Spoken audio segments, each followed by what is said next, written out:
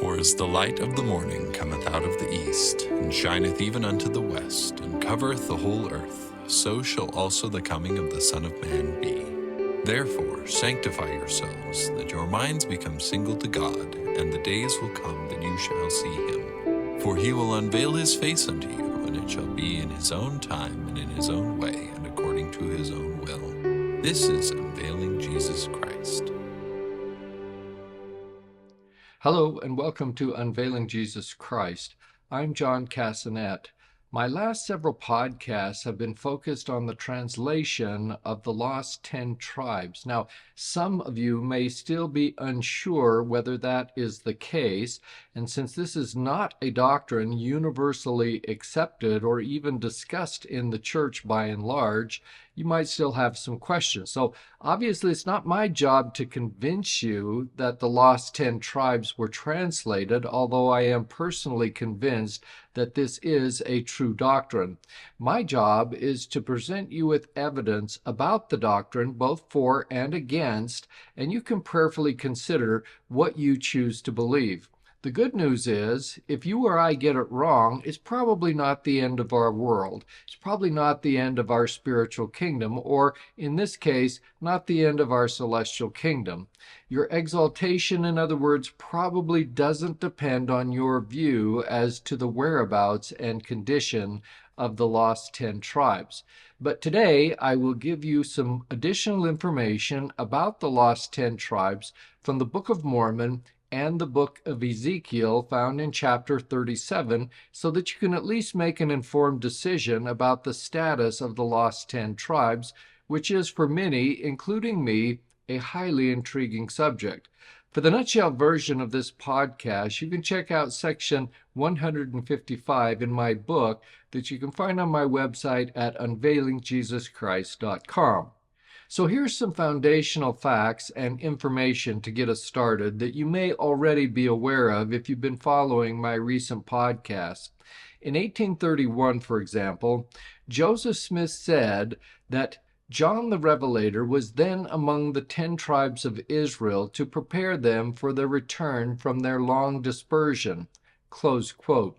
Their long dispersion began, of course, in 721 BC, when the 10 tribes of the northern kingdom of Israel were deported to Assyria. They were lost to history when the Assyrians led them away, but they escaped Assyria and went north, as I discuss in my podcast on May 25 and May 27 of 2025. In their still physically gathered state, the Savior visited these lost 10 tribes as a distinct group after his post-resurrection ministry among the Nephites in 34 AD. This is reported in 3 Nephi chapter 16, verses 1 through 3, saying, Verily, verily, I say unto you that I have other sheep which are not of this land, neither of the land of Jerusalem, neither in any parts of that land round about whither I have been to minister. For they of whom I speak are they who have not as yet heard my voice, neither have I at any time manifested myself unto them. But I have received a commandment of the Father that I shall go unto them, and that they shall hear my voice, and shall be numbered among my sheep, that there may be one fold and one shepherd. Therefore I go to show myself unto them. Close quote. Then again, in 3 Nephi chapter 17, verse 4, it also states, But now I go unto the Father, and also to show myself unto the lost tribes of Israel, for they are not lost unto the Father, for he knoweth whither he hath taken them. Close quote. The Encyclopedia of Mormonism summarizes what we're told in these verses, saying, Following his death and resurrection, Christ appeared to his other sheep, groups of scattered Israelites. First, as described in the Book of Mormon, he ministered to the Nephites in America. He taught them his gospel and authorized them to officiate in his name. He then visited the lost tribes, the 10 northern tribes of Israel, which were scattered at the time of the Assyrian captivity in 721 BC. Close quote. Thus we see that Jesus visited the distinct people who are known as the Lost 10 Tribes 700 years after they were deported to Assyria in 721 BC and escaped, as I discussed in my podcast from May 27, 2025. Now, John's little book Mission, that's recorded in Revelation 10, verses 8 through 11, began among the lost 10 tribes sometime after 96 AD, as I discuss in my podcast from May 18, 2025. And you'll recall that this ministry was sweet as honey in his mouth, because essentially at that point, that is the point in which he received his mission, the lost 10 tribes were already a physically and spiritually gathered people. John's ministry, however, became bitter very quickly as the great apostasy began to grip the lost 10 tribes, as it gripped the Nephites on the American continent starting in about 200 AD.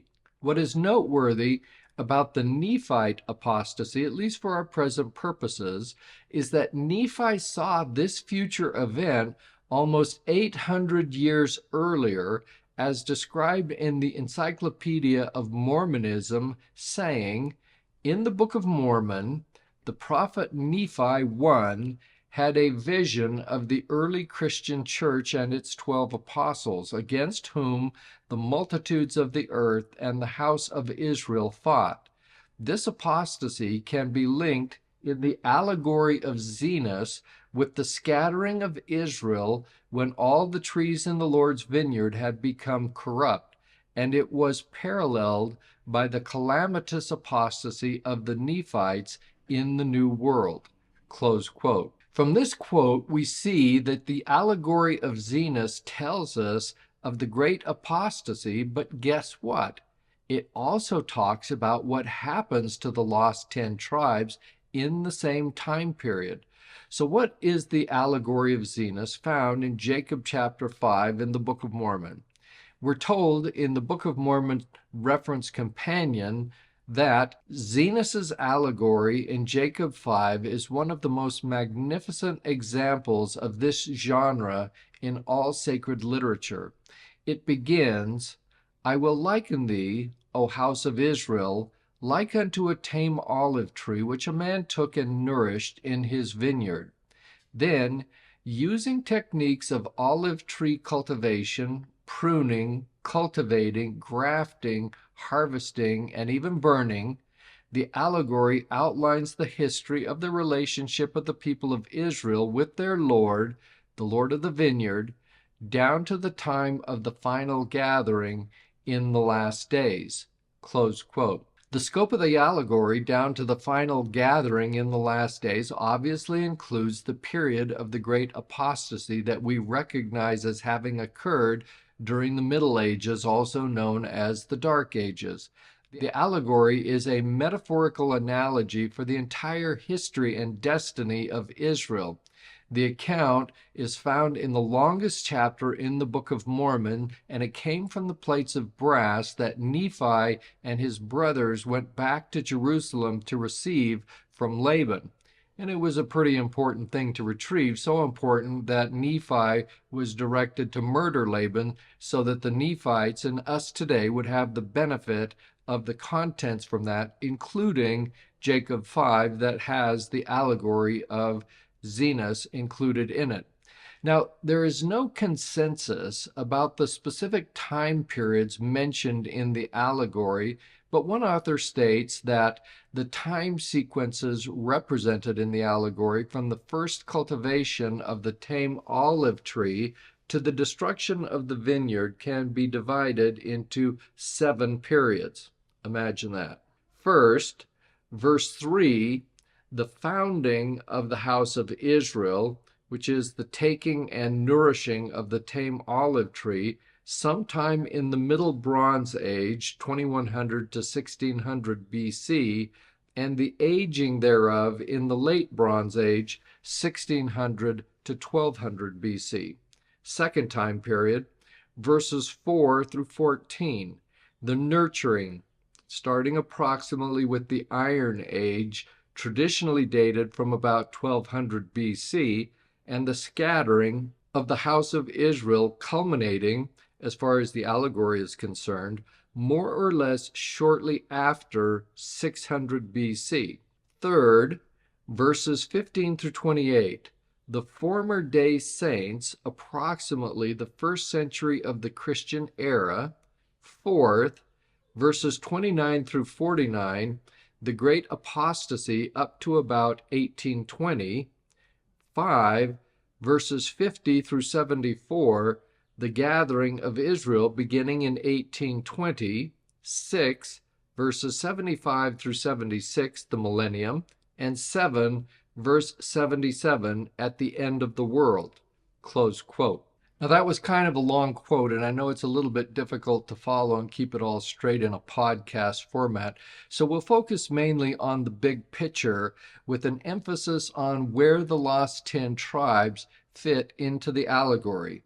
The allegory describes the lost 10 tribes as natural branches of an olive tree planted in the nethermost parts of the vineyard in Jacob 5, verse 14, which states, "And it came to pass that the Lord of the vineyard went his way and hid the natural branches of the tame olive tree in the nethermost parts of the vineyard, some in one and some in another, according to his will and pleasure."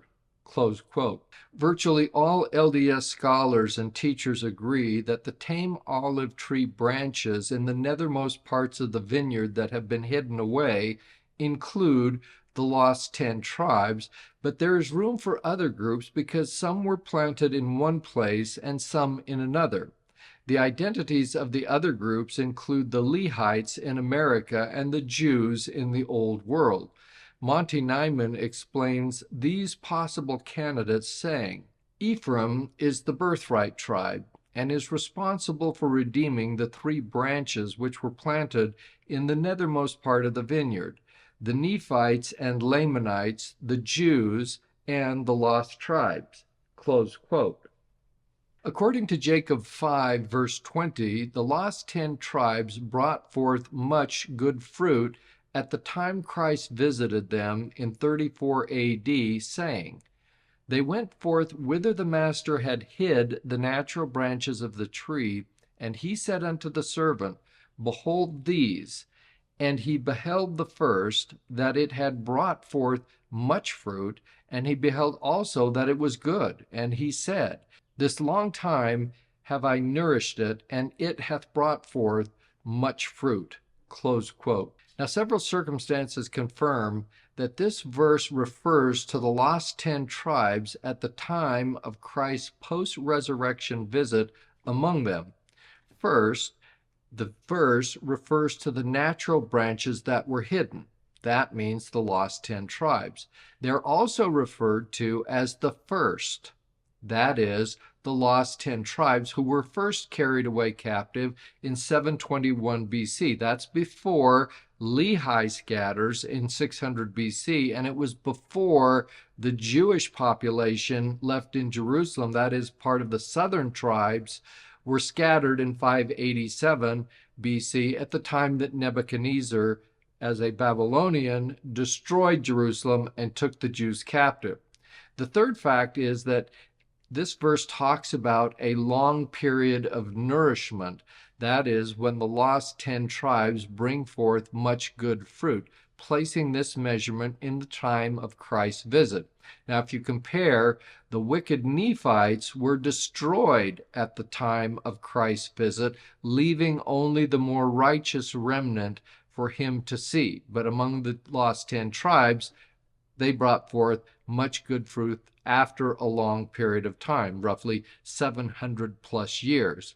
We're also told as a fourth factoid that in Jacob 5, verses 21 and 22, this group, meaning the lost 10 tribes, was in the poorest spot in the vineyard. It was the least blessed ground. It was the poorest spiritual conditions to survive in, and yet the lost 10 tribes, in fact, did survive, both physically as a group and spiritually. This we know because they migrated north from their captors in Assyria, as we're told in the second book of Esdras, that I've talked about before. Now, this porous spot of ground is probably talking about the northern areas of Europe, as stated by George Reynolds, who said, "Many writers, in their researches into the early history of that European continent, have been forcibly struck with the similarity that existed between the laws, manners, and customs of the ancient inhabitants of its northern and northwestern portions and those of ancient Israel. These writers have endeavored to account for this peculiarity in two ways. First, by the supposition that Israelitish colonies, for various causes, left the land of their inheritance and gradually worked themselves north and northwestward over Europe, and second, by the argument that remnants or branches of the lost 10 tribes had immigrated from Media into Europe."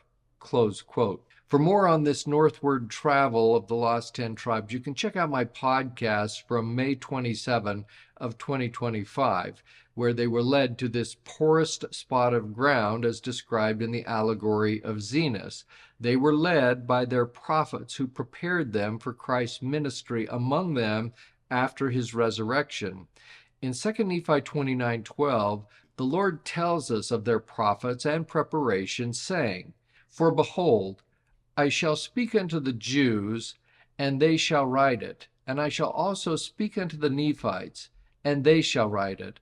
And I shall also speak unto the other tribes of the house of Israel, which I have led away, and they shall write it.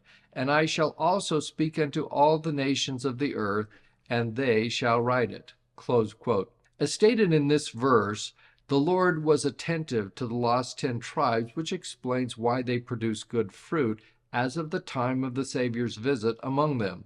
One writer has explained that the Lord's care and nurturing in these poor conditions, saying, "One of the branches was planted in a poor spot of ground, poorer than the first. Nevertheless, this plant thrived. Although olives sometimes do well in poor soils because of their long maturing period and ability to tolerate considerable salinity, boron, etc., it is only with much attention to cultural practices that productive trees will grow on poor soil. When all of the important cultural factors are carefully optimized, olive trees will grow and produce a crop on poor soil. Accordingly, the unusual poorness of the soil in this part of the allegory draws attention to the extraordinary care and power of the Lord of the vineyard. The production of good fruit by the plant under these circumstances is attributable exclusively to the fact that the Lord had nourished it this long time." Close quote. We can easily correlate the lost 10 tribes bringing forth good fruit in 34 AD because the allegory also provides a sufficient detail for us to identify the status of the Nephites and Lamanites planted in the good ground that was choice above all others during the same time period as described in Jacob 5, verse 25, saying, "And he said unto the servant, Look hither and behold the last. Behold, this I have planted in a good spot of ground, and I have nourished it this long time, and only a part of the tree hath brought forth tame fruit, and the other part of the tree hath brought forth wild fruit. Behold, I have nourished this tree like unto the others." Close quote. We know from Book of Mormon history that the good and choice spot of ground was the American continent, and when Christ visited Lehi's descendants in America in 34 AD, the Nephites had brought forth tame fruit, as we're told in this verse. Notice that it doesn't say a lot of really good fruit, but just simply tame fruit. And that's true because at the time of Christ's crucifixion, many of the Nephites, those who were less than righteous, perished in the destruction on the American continent, and only a righteous remnant remained, and that's the tame fruit that is being referred to here in Jacob 5, verse 25. And in this same verse, we learn that the Lamanites had brought forth wild fruit. So it's all very much consistent. Notice that in this verse, the Nephites and Lamanites were nourished like unto the others. In other words, the lost 10 tribes had their prophets, the same type of gospel opportunity as the Lehites. Joseph Fielding McConkie summarizes the contents of Jacob 5:25 that we've been looking at, saying, "Only a part of the tree hath brought forth tame fruit, those who were planted in a choice spot of ground, a land which is choice above all other lands," are, of course, Lehi and his family. In general, by the meridian of time, only the Nephites had brought forth tame fruit, meet for repentance, lives worthy of the covenant family to which they belong. The Lamanites, meaning broadly the unbelievers, had brought forth wild fruit, acts of aggression, deeds of hatred, and a belief in false traditions and doctrines. Close quote. Another noteworthy aspect of the allegory related specifically to the lost 10 tribes is the statement in Jacob chapter 5 verses 20 through 25 that the good fruit of the lost 10 tribes in 34 AD was miraculously better than even the tame fruit of the Nephites. The Book of Mormon Reference Companions comments on this aspect of these verses, saying, "While the botanical information used in the allegory is very detailed and accurate, there are two startling exceptions that seemingly defy botanical principles.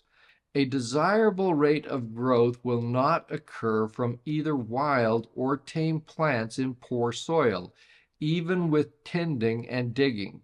Moreover, with an equal amount of effort, the growth in good soil will normally be far superior to growth in poor soil. Yet, in the allegory, olives growing in poor soil became more productive than those grown in good soil, even though both received equal care." Here again, the anomaly teaches a gospel truth. It illustrates that regardless of the soil or circumstances in which God's children are placed, they can still bring forth good fruit if they will respond to the nurturing of the Master. Close quote. From all this, we must also conclude that the good fruit of the lost 10 tribes was still miraculously good in 96 AD, which would explain why John's little book mission among them was sweet as honey in his mouth when his ministry began among them. You'll recall the words of Christ giving to John his little book ministry among the lost 10 tribes in Revelation 10:10, saying, "And I took the little book out of the angel's hand and ate it up, and it was in my mouth sweet as honey." Close quote. So for more on that, you can go back and listen to my podcast on May 18 of 2025. Shortly after John began his little book mission among the lost 10 tribes, his ministry became bitter in his belly, as predicted in Revelation 10:10, which states that John ate the book, and soon after he had eaten, it was bitter in his belly. The bitterness in the belly is because of the great apostasy that began to take hold among the lost 10 tribes, just as it had taken hold of the 7 churches in Asia, even by the time of John's vision in 96 AD. For more on the apostasy among the 7 cities in Asia Minor, you can check out my podcast from January 28, 2024 through April 20th of 2024. That's like 3 months worth of podcasts, but you got 7 different churches during that period of time. Now, some have said, as I mentioned in a prior podcast on May 27, 2025, that the apostasy among the lost 10 tribes was complete and that they fell fully into a state of apostasy. This is expressed, for example, by Joseph Fielding McConkie, who said, "We cannot argue that the apostasy was universal on the one hand and that it did not include the 10 tribes on the other.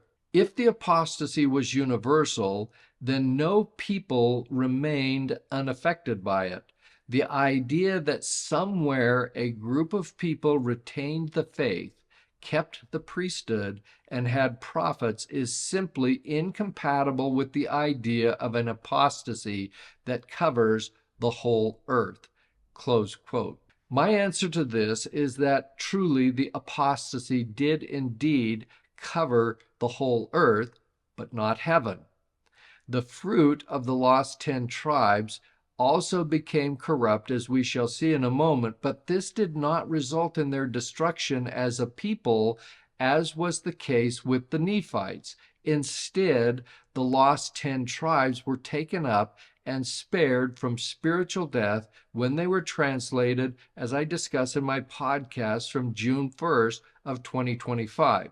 So we know that the great apostasy was universal among all the people of the earth, including the Nephites. So what is said of these various Israelite groups in the allegory of Zenos? Here we should be able to get our answer. The allegorical branch of the olive tree representing the Nephites withered and died. In Jacob 5, verses 40 and 43, it predicts their destruction, which we know to have occurred no later than 420 AD. And these verses say, "And the wild fruit of the last," i.e., Lehite colonies, "had overcome that part of the tree which brought forth good fruit." In other words, Nephites specifically. "Even that the branch had withered away and died. And behold, this last, whose branch hath withered away, I did plant in a good spot of ground, yea, even that which was choice unto me above all other parts of the land of my vineyard." Close quote. So to recap this quickly, this tells us that the wild fruit of the Lamanites overcame the good fruit of the Lamanites that had existed in 34 AD and caused the branch to wither and die.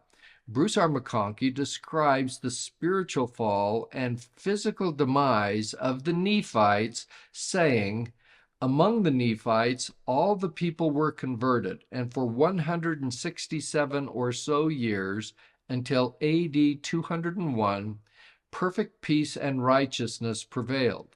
Then apostasy began, false churches sprang up, wickedness prevailed. Wars swept the land, and except for a few saints, the true church was overcome by the world. By AD 421, Satan's triumph was complete, and the whole Nephite civilization had been destroyed, with Moroni only remaining true to the faith." Close quote. Let's now look at Jacob chapter 5, verse 39, and turn our attention back to the lost 10 tribes. According to the words of Zenos in this verse, the entire house of Israel brought forth corrupt fruit during the great apostasy, saying, "And it came to pass that they went down into the nethermost parts of the vineyard, and it came to pass that they beheld that the fruit of the natural branches had become corrupt also, yea, the first and the second and also the last, and they had all become corrupt." Close quote. Now keep in mind that in this verse, the first branch that we're talking about in the nethermost parts of the vineyard is the lost 10 tribes. They were first to be scattered in 721 BC, followed by the others. Now this language in this verse leads many to conclude that apostasy was among them universally, as it was among the Nephites, who were destroyed for their wickedness. For example, Joseph Fielding McConkie said, "It is an established doctrine of the church, one easily sustained by each of the standard works, that there was a universal apostasy after the mortal ministry of Christ. That such an apostasy embraced the 10 tribes is evident in the allegory of Zenos." And he's referring to Jacob 5, verses 29 through 49 that we are now talking about. So I guess in response to this, I have to say that if this is the established doctrine of the church, as Brother McConkie states, then we must all conclude that John failed in his little book mission among the lost 10 tribes commencing in 96 AD. Now, it was certainly bitter in his belly, but there is nothing to suggest that he failed in his ministry. So let me be clear, if I have not already been so. There was, in fact, a universal apostasy across the entire earth, which John also predicts in Revelation chapter 13, verse 7, where he sees a symbolic first beast that was given power to, quote, make war with the saints and to overcome them, and power was given him over all nations, kindreds, and tongues and nations, close quote. So Brother McConkie and John and all the other prophets, like Paul and others who predicted the apostasy, all agree there was a universal apostasy. But as we shall see momentarily in the allegory of Zenos, the Lord miraculously preserved a righteous branch from among the less 10 tribes by plucking them out from the main tree as the great apostasy took hold among them. Unlike the Nephites, as I mentioned, the Lord did not allow the lost 10 tribes to be destroyed when they began to bring forth corrupt fruit during the great apostasy, as we're told in Jacob 5, verses 39 through 40 and 50 through 52. These are very important verses dealing with the lost 10 tribes that say, "The Lord of the vineyard and his servant went down into the nethermost parts of the vineyard." And again, this is the time period in which we're talking about with the great apostasy. "And the fruit of the natural branches had become corrupt also, yea, the first and the second and also the last, and they had all become corrupt," as we've seen. "And the wild fruit of the last had overcome that part of the tree which brought forth good fruit, even that the branch had withered away and died," the Nephites, as we have mentioned. "But, behold, the servant said unto the Lord of the vineyard, Spare it a little longer. And the Lord said, Yea, I will spare it a little longer, for it grieveth me that I should lose the trees of my vineyard. Wherefore, let us take of the branches of these which I have planted in the nethermost parts of the vineyard, and let us graft them into the tree from whence they came." Close quote. Now, the nethermost parts of the vineyard refers to the location of all scattered Israelites, including first, the lost 10 tribes, second, the Lehites in America, and third, or last, the Jews who were also scattered. All these are said to be corrupt. The wild fruit overcame that part of the tree that brought forth good fruit, and it withered and died, which refers, of course, to the Nephites, who were destroyed by the Lamanites. Now, Jacob 5, verse 52 is critical, where the Lord says, "Let us take of the branches of these which I have planted in the nethermost parts of the vineyard, and let us graft them into the tree from whence they came." Close quote. Now, obviously, as a first observation, you can't graft branches into a destroyed branch of the Nephites. They're gone. So we're talking about grafting the lost 10 tribe branches in the nethermost part with branches from the tree from whence they came. That's the main tree, the united Israel, whose capital was Jerusalem from the days of King David before the scattering occurred. That's the main tree that we're talking about. So where are we going to get some branches from the main tree to be able to graft them back into the lost 10 tribes who had begun to apostatize? Where do we get these people? Now, you're probably already aware and have an answer, but I'm giving you a second to think about it. Where are we going to get these branches to graft back into the tree? John the Apostle, who accepted his little book mission in 96 AD that was in his mouth sweet as honey, and as soon as he had eaten it, bitter in his belly. That mission is explained in Doctrine and Covenants, section 77:14, saying the little book was a mission and an ordinance for John to gather the tribes of Israel. Close quote. In the words of Zenos, John was a branch from the original tree from whence the last 10 tribes had come. and he was grafted into the branches of the lost 10 tribes that had become corrupt, and his mission was to spiritually gather the lost 10 tribes as a minister among them. Joseph Fielding Smith explained his little book mission among the lost 10 tribes, saying, "The prophet Joseph Smith looked forward to the great day when Israel would be gathered. He stated at a conference held in June 1831 that John the Revelator was then among the lost 10 tribes of Israel who had been led away by Shalmaneser, king of Assyria, to prepare them for their return from their long dispersion."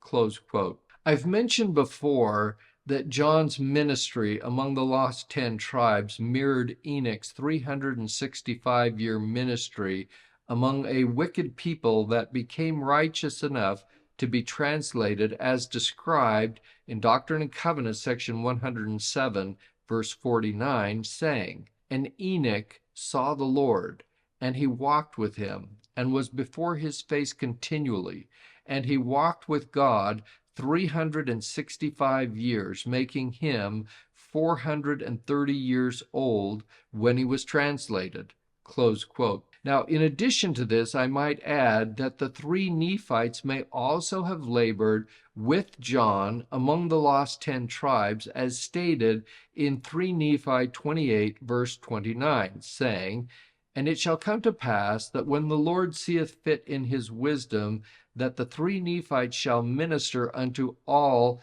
the scattered tribes of Israel, and unto all nations, kindreds, tongues, and people, and shall bring out of them unto Jesus many souls, that their desire may be fulfilled, and also because of the convincing power of God which is in them."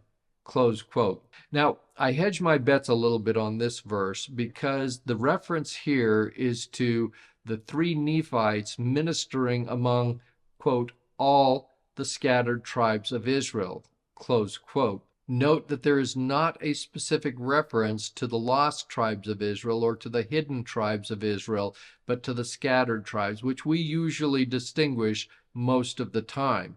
But here it is referring to all scattered tribes, and then it also talks about all nations, kindreds, tongues, and people. So it is very inclusive of all the house of Israel. So there is a possibility that the 3 Nephites did minister among the lost 10 tribes with John, although it's not exactly 100% clear.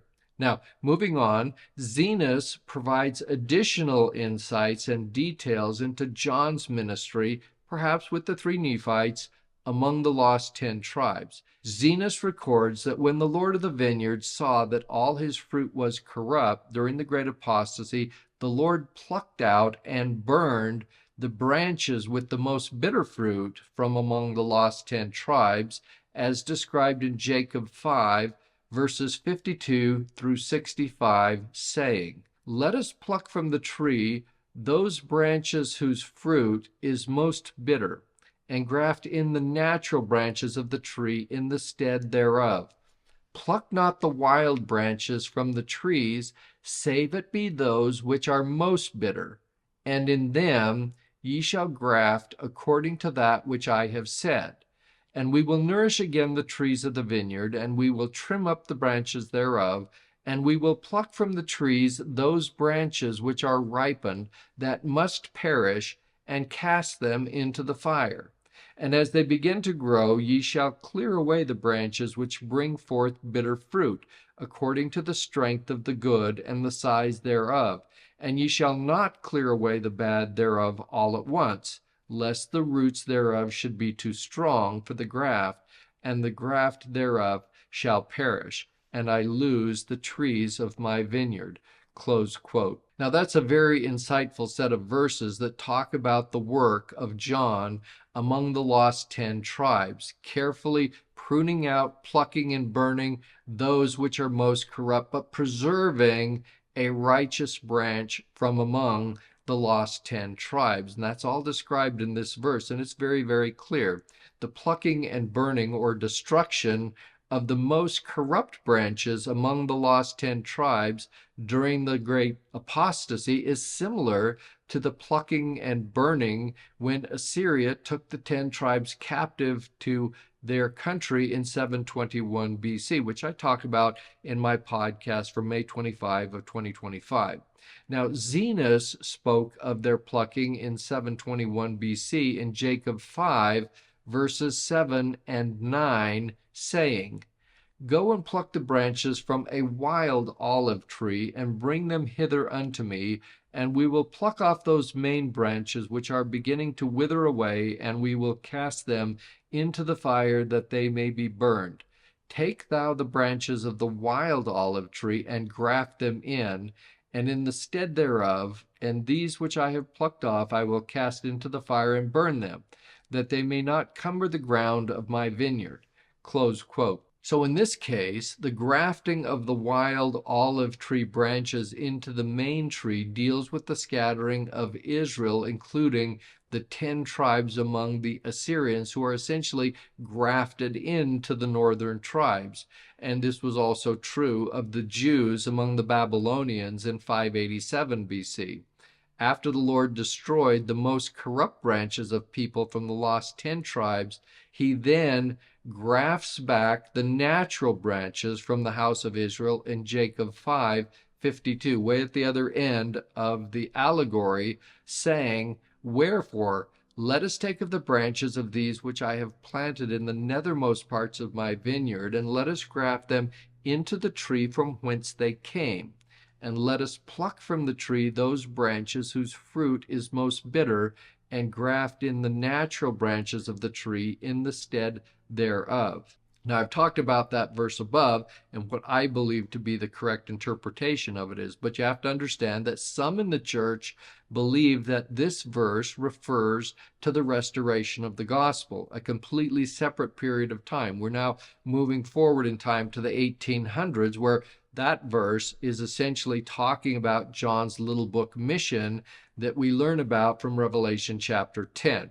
So one of those who thinks that this verse relates to the restoration of the gospel is Bruce R. McConkie. And let me say first also that this verse truly would apply to the scattered tribes of Israel at the time of the restoration. But we have to separately account for scattered tribe versus the lost 10 tribes. So what I'm saying is Jacob 5:52 may well refer to the scattered tribes of Israel, not to the lost 10 tribes. And that's the view taken by Bruce R. McConkie, who said, Zenos's allegory speaks of the latter-day grafting in of the natural branches again. And he begins to quote Jacob 5:52, "Let us take of the branches of these which I have planted in the nethermost parts of the vineyard."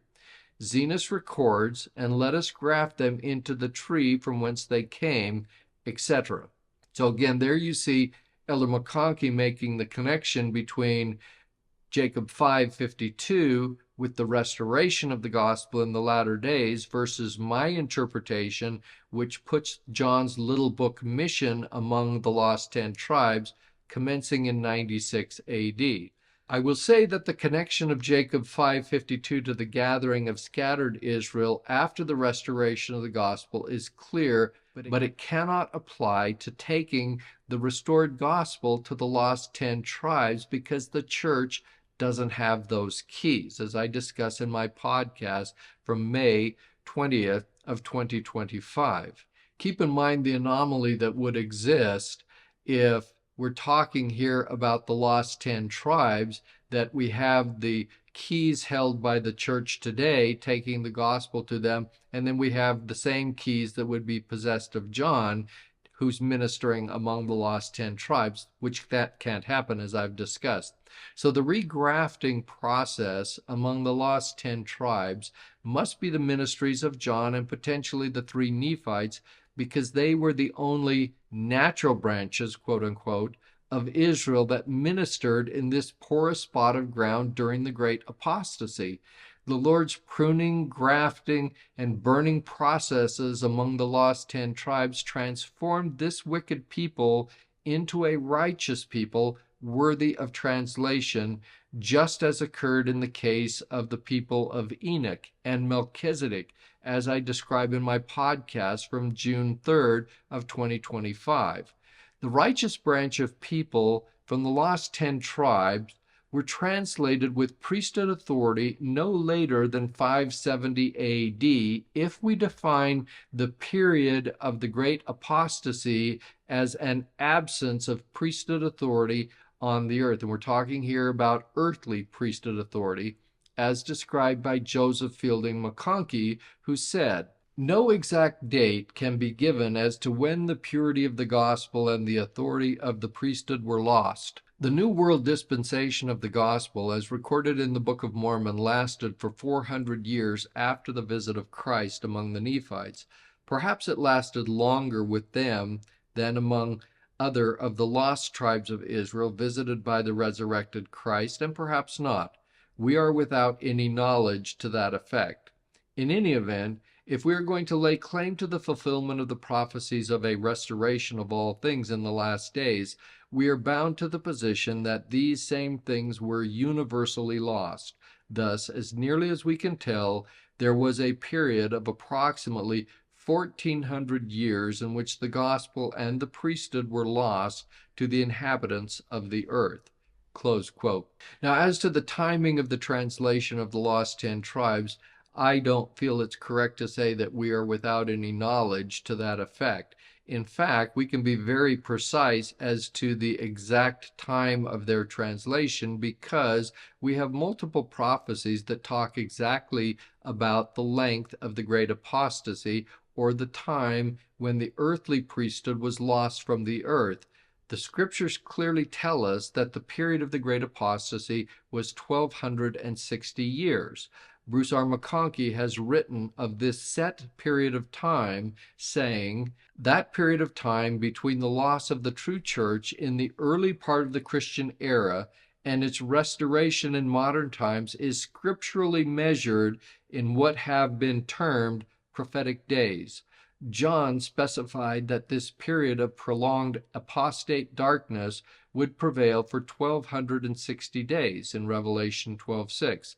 That is, for 42 months in Revelation 13:5, or in other words, for a time and times and half time in Revelation 12:14 and Daniel 7:25. Obviously, these 1260 days ended when the church was restored in the latter days."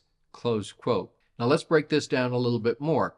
Elder McConkie refers to 42 months identified by John in Revelation 13:5 as the prophetic period of apostasy, and that verse says, "There was given unto him," meaning Satan, the beast, "a mouth speaking great things and blasphemies, and power was given unto him to continue 42 months." Close quote. Hiram Smith also confirms this prophetic time as the duration of the great apostasy, saying, "The revelation of John can never be understood by anyone who supposes that the Church of Christ has remained in uninterrupted activity and development from its first organization till the present time. That book was written to show that the church would conquer paganism, but that it would itself be driven into exile and remain in absolute obscurity for 1260 days, prophetic years of 354 days each, and that then it would again be established by messengers from heaven, preparatory to the second advent and the millennium." Close quote. Now that we understand what time period defines the great apostasy, it's a simple question of math at this point. The Church of Jesus Christ of Latter-day Saints was restored in 1830. If you subtract the 1260 years of prophesied time for the great apostasy, you arrive at the year 570 AD. In my humble estimation, that tells us that the lost 10 tribes were translated in or about 570 AD. Now again, that's if we measure the definition of the great apostasy by the absence of earthly priesthood authority, as described by Robert D. Hales, who said, "Following the death of Jesus and his apostles, the earth was enshrouded with darkness, known as the Dark Ages. This was a period of great apostasy when for a long period of time the priesthood blessings and ordinances were withheld from mortals on the earth.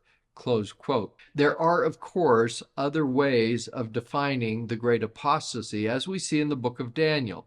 He measured the great apostasy as a flood of spiritual darkness that lasted 1290 years from the destruction of Jerusalem in 70 AD until there was an outpouring of spiritual light that we call the Renaissance that commenced no later than 1360 AD.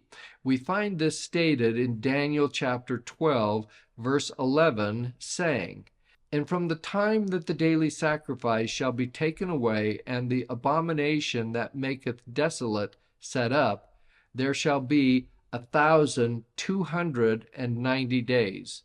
Close quote. Now, I realize that I'm quoting this verse from Daniel without giving a lot of context or discussion about the difference between the 1260 days used in many scriptures and Daniel's 1290 days. So my purpose in this podcast is not to do a deep dive into the great apostasy or its timing. So I will wait until a future podcast to discuss the difference between the 1260 and 1290 days in more detail.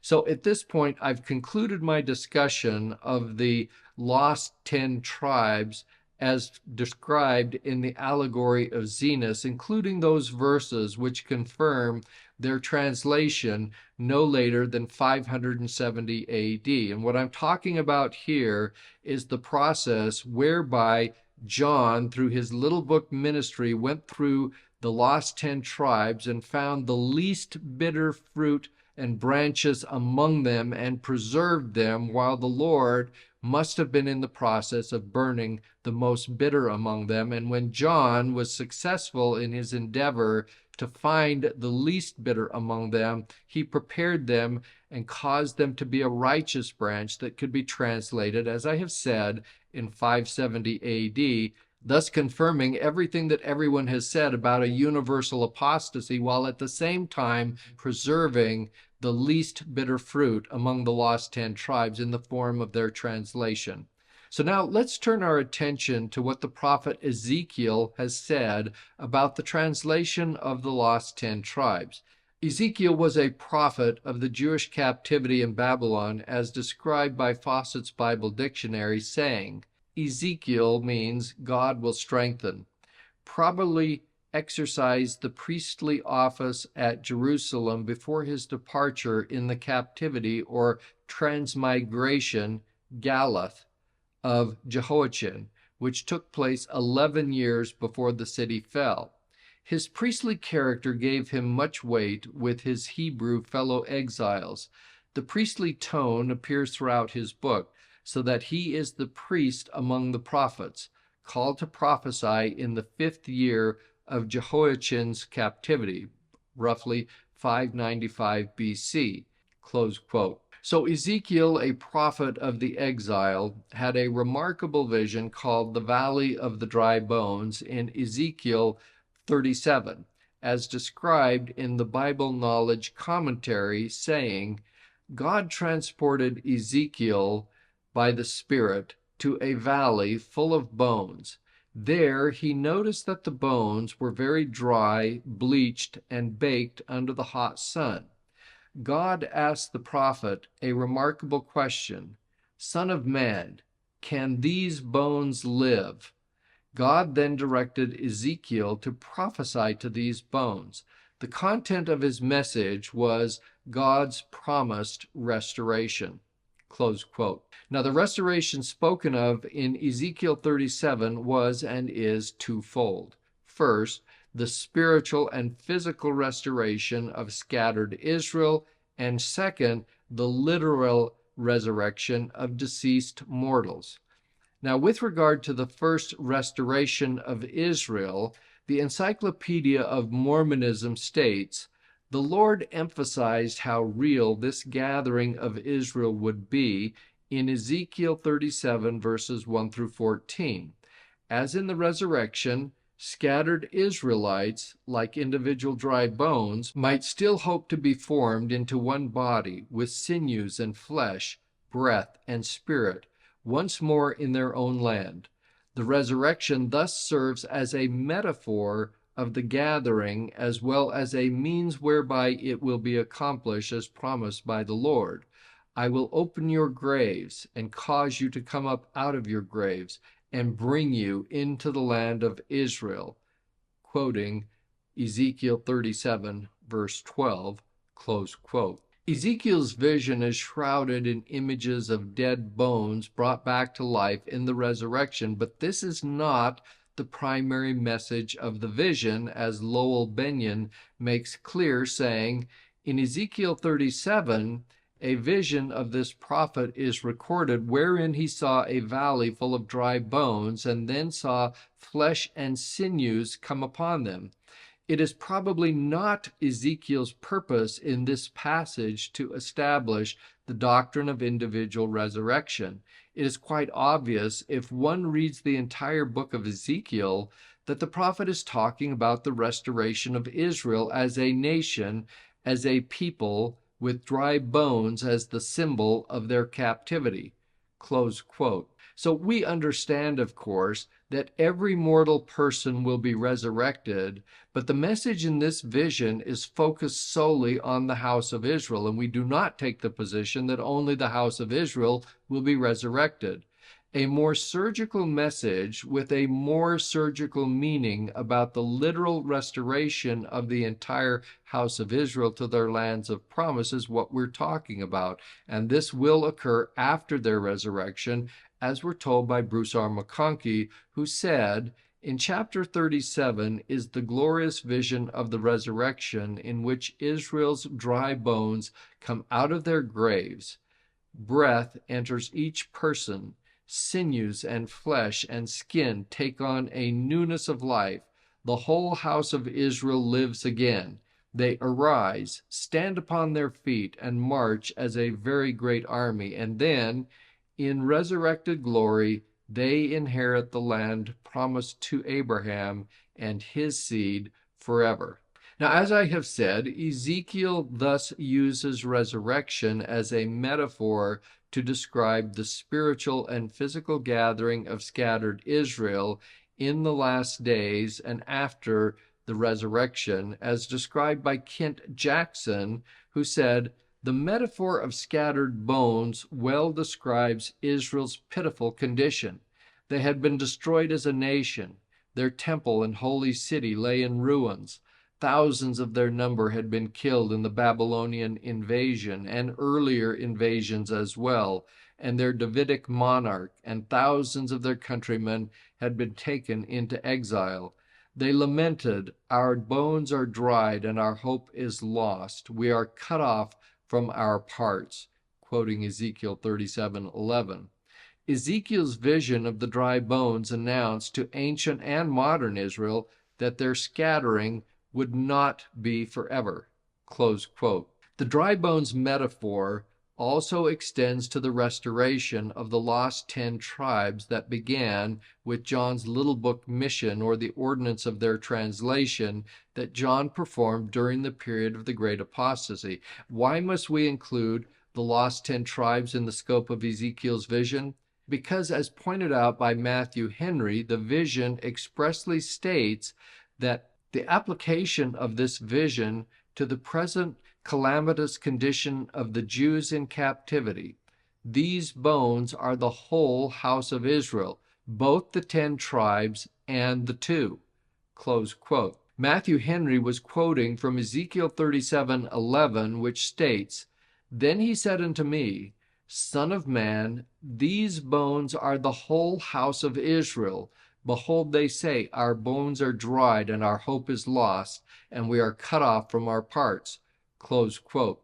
So you can see that here Ezekiel specifically defines the scope of his vision relative to the whole house of Israel, both the 2 tribes in the south from Judah and the 10 tribes that were in the north, eventually lost and called the lost 10 tribes. Now, Bruce R. McConkie adds his own perspective as one who's familiar with Ezekiel 37 as a source of the vision that the stick of Ephraim, or the Book of Mormon, will be joined to the stick of Judah, or the Bible, saying, "The Book of Mormon is truth springing out of the earth as righteousness looks down from heaven.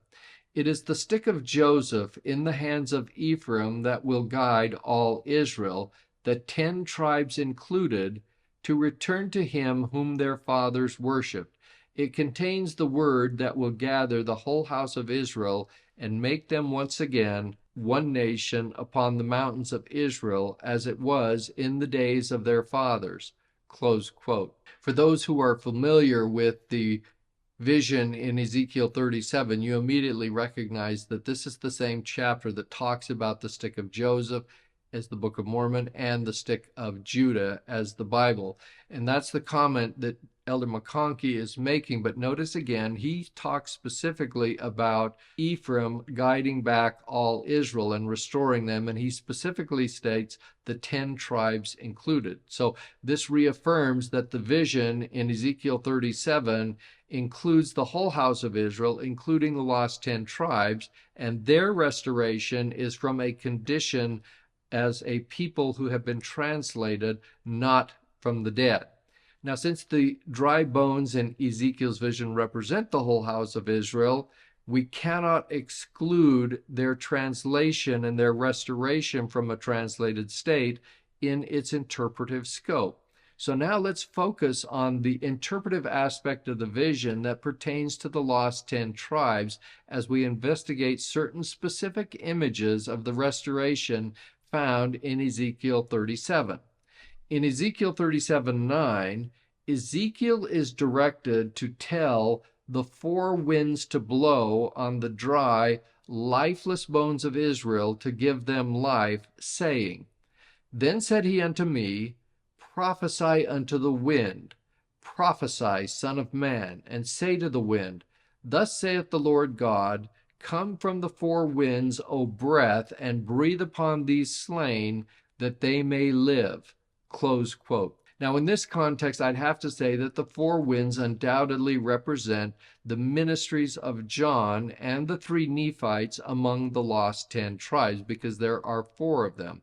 Consider in this context these words of Adam Clarke from his 6-volume commentary saying, "Come from the 4 winds, souls, come from all parts which ye are scattered, and reanimate these bodies from which ye have been so long separated."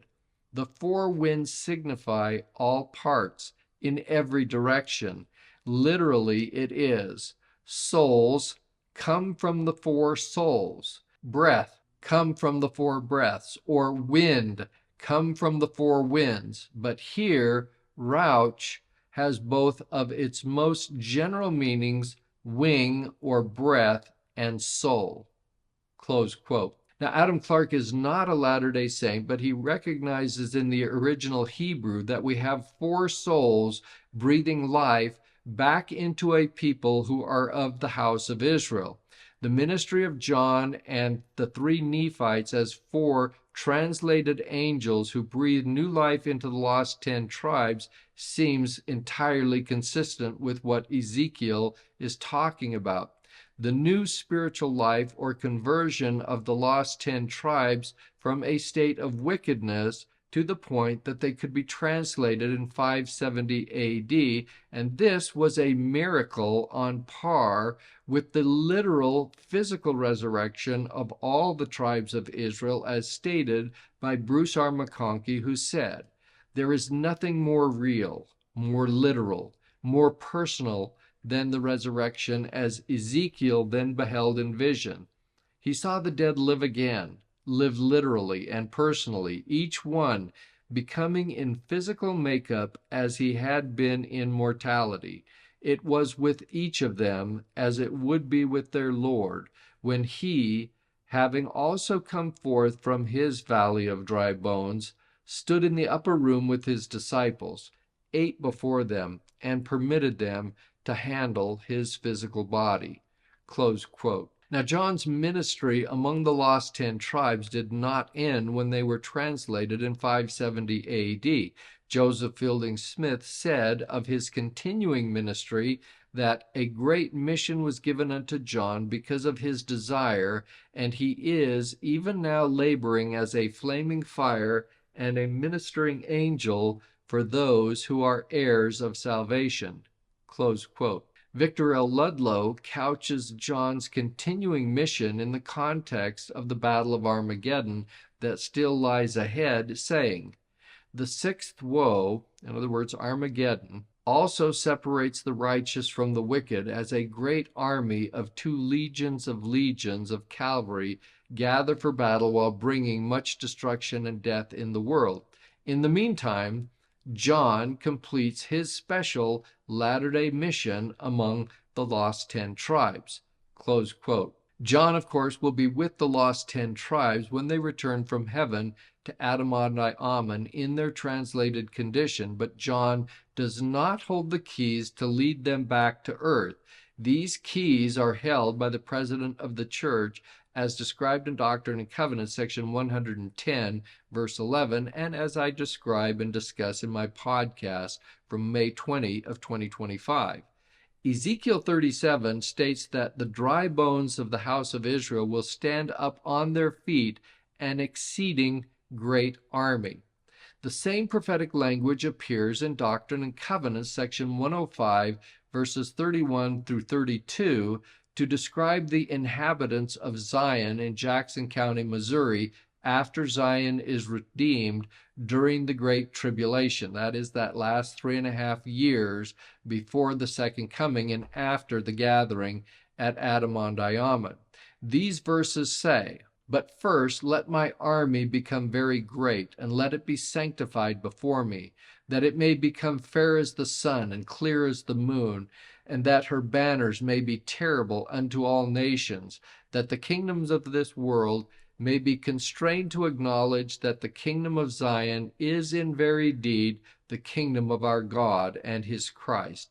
Therefore, let us become subject unto her laws." Close quote. Now, the symmetry in this language and that found in Ezekiel 37:11 suggests that the mighty army in Ezekiel's vision is the body of translated people from the lost 10 tribes who will be a defense and protection to Zion after the gathering at Adam-ondi-Ahman during the Great Tribulation. This would fulfill the prophecy that we find in Doctrine and Covenants, section 115, verse 6, which says, "That the gathering together upon the land of Zion and upon her stakes may be for a defense and for a refuge from the storm and from wrath, when it shall be poured out without mixture upon the whole earth." Close quote. This appears to be a statement pertaining to the Great Tribulation during that last 3.5 years before the second coming. So let me now conclude with a final thought about the Savior's visit to the lost 10 tribes in 34 AD. Some say that he called 12 disciples with apostolic keys, as he did among the Nephites in the same year. Notable examples of this perspective include Orson Pratt and Joseph Fielding Smith. These notable people notwithstanding, it seems highly unlikely that Christ called 12 apostolic disciples to lead the 10 tribes, where John and probably the 3 Nephites were called to that ministry as apostolic witnesses. Additionally, the lost 10 tribes did not possess the fullness of the priesthood when translated. Orson Pratt spoke of this topic when he said, "Having spoken concerning the gathering of the 10 tribes, I will refer again to their prophets. Their prophets shall hear his voice. Do not think that we are the only people who will have prophets. God is determined to raise up prophets among that people, but he will not bestow upon them all the fullness of the blessings of the priesthood. The fullness will be reserved to be given to them after they come to Zion." Close quote. Wilford Woodruff also said, "A highway will be cast up through the midst of the great deep for the 10 tribes to come to Zion, and they will bow down in the midst thereof and receive the priesthood at the hands of the inhabitants of Zion." Close quote. Thus we can confirm that the fullness of the gospel truly was not among the lost 10 tribes. John and the 3 Nephites were there with apostolic keys, but they did not bestow upon that people the keys of the temple and temple covenants. The lost 10 tribes will receive their exalting temple ordinances from Ephraim at the New Jerusalem when they return from the north, or heaven, at the second coming, as I previously discussed. Their temple work will not occur until after the second coming, as I have discussed. So, believe it or not, that concludes my discussion of the lost 10 tribes. And I've spent a lot of time and podcasts talking about them from the time of their deportation to Assyria in 721 to their temple experience that will occur after the second coming, all to help us understand the little book mission of John the Revelator given to him in Revelation 10, verses 8 through 11. You're all probably wondering at this point, well, what are we going to talk about now? Let not your heart be troubled. I actually have one more podcast that deals with John's little book mission related to the question of whether his gathering keys include the latter-day gathering of the Jews. So this will then be my last podcast dealing with Revelation chapter 10 before we move on to chapter 11. So until then, thanks for watching, listening, sharing, and subscribing to Jen and Kristen for all their help. I'll see you next time on Unveiling Jesus Christ.